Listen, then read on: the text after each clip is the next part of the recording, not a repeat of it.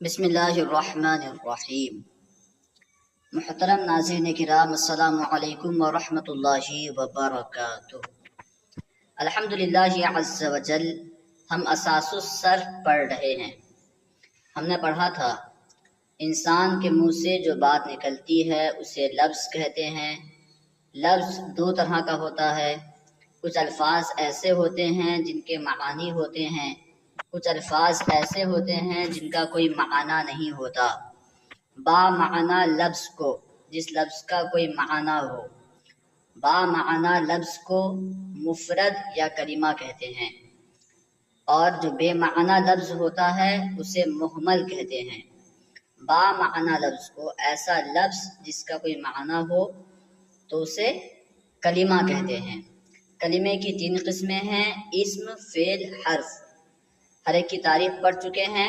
فعل اسے کہتے ہیں جو اپنا معنی خود بتائے، ایسا کلمہ جو اپنا معنی بتانے میں دوسرے کا محتاج نہ ہو بلکہ خود اپنا معنی بتائے، اور اس میں کوئی زمانہ بھی موجود ہو، یعنی ماضی یا حال یا استقبال، پاسٹ، پریزنٹ، فیوچر میں سے کوئی زمانہ پایا جائے، اپنا معنی خود بتائے اور اس میں کوئی زمانہ بھی ہو تو اسے فعل کہتے ہیں۔ آج ہم انشاءاللہ عز و جل فعل کی تقسیم کے تعلق سے پڑھیں گے۔ دیکھیے، تیسرا سبق، فعل کی تقسیم کا بیان۔ فائدہ، فعل کی تقسیم کے کئی اعتبار ہیں، یعنی فعل کو کئی اعتبار سے تقسیم کیا گیا ہے، کئی اعتبار سے فعل کی اقسام بیان کی گئی ہیں، ٹھیک ہے۔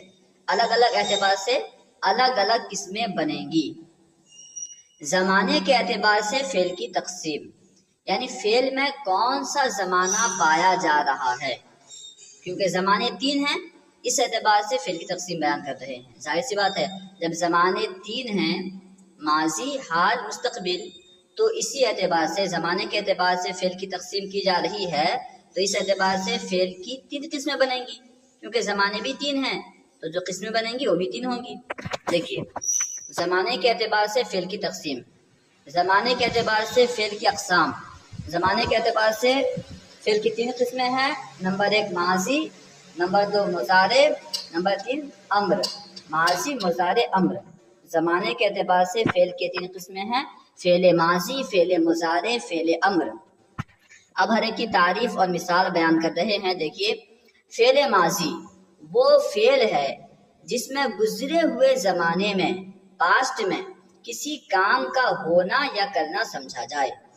ایسا فعل جس فعل میں گزرے ہوئے زمانے میں کسی کام کا ہونا یا کرنا سمجھا جائے، جس فعل سے یہ سمجھ میں آئے کہ پاسٹ میں کوئی کام ہوا ہے یا کوئی کام کیا گیا ہے، تو ایسے فعل کو فعل ماضی کہتے ہیں۔ جیسے جلسہ، وہ بیٹھا۔ جب جلسہ کہا گیا یعنی وہ بیٹھا، اسے سمجھ میں آیا کہ بیٹھنے کا کام ماضی میں ہوا ہے، گزرے ہوئے زمانے میں ہوا ہے۔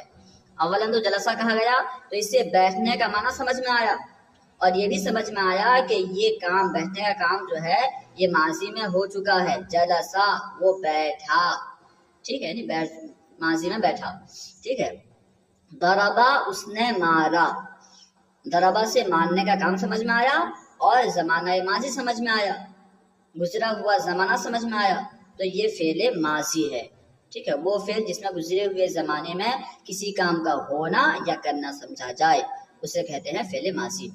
فعل مضارع، فعل مضارع وہ فعل ہے جس میں موجودہ یا آنے والے زمانے میں کسی کام کا ہونا یا کرنا سمجھا جائے۔ فعل مضارع میں دو زمانے کا احتمال ہوتا ہے، دو زمانے پائے جاتے ہیں، زمانہ حال، زمانہ استقبال، یعنی پریزنٹ اور فیوچر دونوں پایا جاتا ہے، لیکن ایک وقت میں ایک ہی معنی لیا جائے گا، ٹھیک ہے۔ جب حال کے لیے استعمال کر رہے ہیں تو استقبال کے لیے استعمال نہیں کریں گے، فیوچر کے لیے استعمال نہیں کریں گے۔ اگر فیوچر کے لیے اس کا معنی فیوچر کا معنی لیں گے تو پھر حال کا معنی جو ہے چھوڑ دیں گے، ٹھیک ہے۔ جیسے یجلسو، وہ بیٹھتا ہے یا بیٹھے گا، اسے بیٹھنے کا معنی سمجھ میں آیا، حال یا استقبال کا معنی بھی سمجھ میں آیا، تو یہ فعل مضارع ہے۔ یجلسو، وہ بیٹھتا ہے یا بیٹھے گا۔ یضربو، وہ مارتا ہے یا مارے گا، ٹھیک ہے۔ یعنی وہ فعل جس میں موجودہ یا آنے والے زمانے میں کسی کام کا ہونا یا کرنا سمجھا جائے اسے فعل مضارع کہتے ہیں۔ فعل امر وہ فعل ہے جس میں کسی سے آنے والے زمانے میں کسی کام کا مطالبہ کیا جائے، کسی سے کسی کام کا مطالبہ کیا جائے۔ ایسی بات ہے جب مطالبہ کیا جائے گا تو وہ آنے والے زمانے میں ہی کیا جائے گا، فلاں کام کر، فلاں کام کر، پانی لے آ، جیسے بتا پانی لے آ، جب بول رہا ہے اسی وقت تو فوراً اسی بالکل عین وقت میں تو پانی نہیں لا سکتا، یعنی گویا کہ فیوچر کے لیے کہہ رہا ہے، یعنی پانی لا، کچھ وقت کے بعد پانی لائے گا، آئندہ زمانے میں پانی لائے گا، ٹھیک ہے۔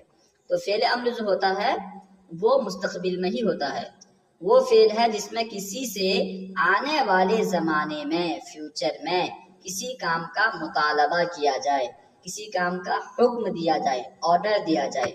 جیسے اضرب تو مار، اضرب تو مار، یہاں مارنے کا حکم دیا گیا تو یہ کیا ہے؟ فعل امر۔ اس طرح اکتب تو لکھ، جب اکتب کہا گیا تو اسے لکھنے کا معنی بھی سمجھ میں آیا اور مستقبل میں کسی کام کا مطالبہ کرنا یعنی لکھنے کے کام کا مطالبہ کرنا بھی سمجھ میں آیا۔ اکتب تو لکھ تو یہ کیا ہے؟ فعل امر۔ اعلم تو جان، یہ بھی فعل امر ہے۔ اب آئیے تمرین حل کرتے ہیں۔ تمرین سوال نمبر 1، زمانے کے اعتبار سے فعل کی کتنی اور کون سی قسمیں ہیں؟ ہر ایک کی تعریف اور مثال بیان کریں۔ ابھی ہم نے پڑھا کہ زمانے کے اعتبار سے فعل کی 3 قسمیں ہیں، ماضی، مضارع، امر۔ ماضی، اب ہر کی تعریف بیان کرنی ہے۔ ماضی اس فعل کو کہتے ہیں جس میں زمانہ گزشتہ میں، گزرے ہوئے زمانے میں کسی کام کا ہونا یا کرنا سمجھا جائے، جیسے ضربا، اس نے مارا۔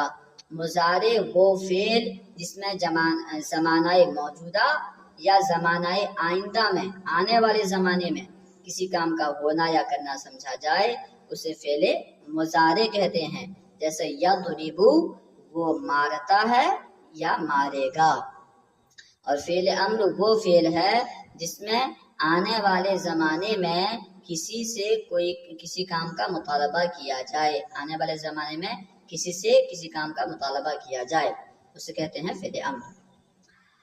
سوال فعل امر کی مثال جیسے انصر تو مدد کر، ٹھیک ہے۔ اب دیکھیے سوال نمبر 2، درجہ ذیل افعال سے فعل ماضی، فعل مضارع اور فعل امر الگ الگ کریں۔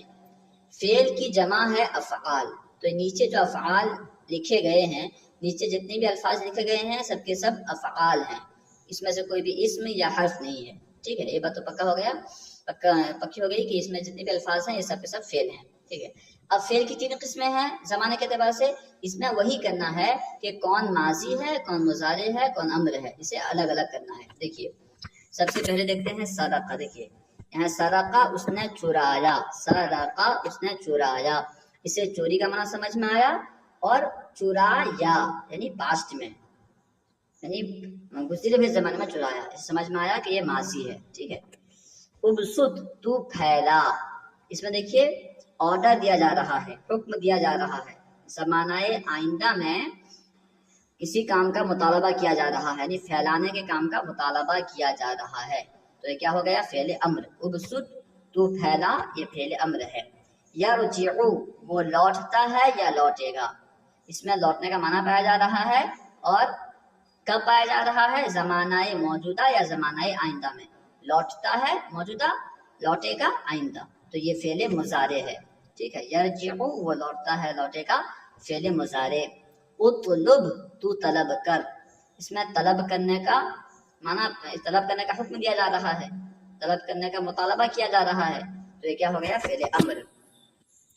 ربطہ اس نے ملایا، ربطہ اس نے ملایا، اس میں ماضی کا معنی پایا جا رہا ہے، اس نے ملایا یعنی پاسٹ میں، تو یہ ہو گیا فعل ماضی۔ یضحک وہ ہنستا ہے یا ہنسے گا، حال اور استقبال دونوں معنی پایا جا رہا ہے، اس لیے یہ ہو گیا فعل مضارع۔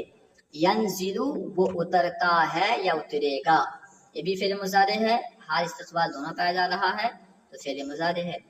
یأخذ وہ لیتا ہے یا لے گا، اس میں بھی دونوں معنی پایا جا رہا ہے، حال استقبال، تو یہ بھی فعل مضارع ہے۔ قروبا وہ نزدیک ہوا یعنی پاسٹ میں، گزرے ہوئے زمانے میں، تو یہ فعل ماضی ہو گیا۔ یمنع وہ روکتا ہے یا روکے گا، اس میں حال اور استقبال دونوں زمانہ پایا جا رہا ہے، تو یہ ہو گیا فعل مضارع، یمنع فعل مضارع۔ اذهب تو جا، یعنی جانے کے کام کا مطالبہ کیا جا رہا ہے، جانے کا آرڈر دیا جا رہا ہے، تو یہ ہو گیا فعل امر۔ یلبسو وہ پہنتا ہے یا پہنے گا، اس میں حال استقبال دونوں معنی پایا جا رہا ہے، دونوں زمانہ پایا جا رہا ہے، تو یہ کیا ہو گیا فعل مضارع۔ امید ہے کہ آپ کو پوری بات سمجھ میں آ گئی ہوگی۔ السلام علیکم ورحمۃ اللہ وبرکاتہ۔